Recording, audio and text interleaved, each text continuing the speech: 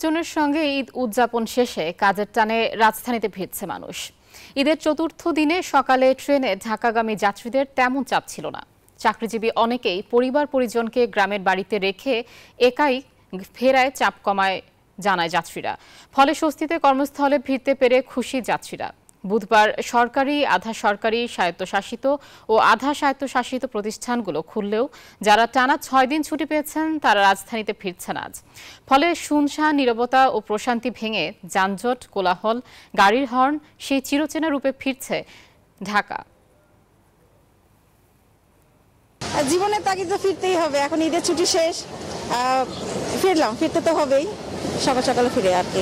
বাড়িতে গেছিলাম, বাড়ির শেষ আমরা সুস্থভাবে সুন্দরভাবে আবার ঢাকা এসে পৌঁছাইলাম।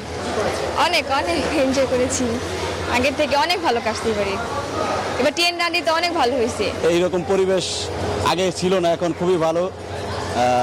আশা করি আরো ভালো হবে।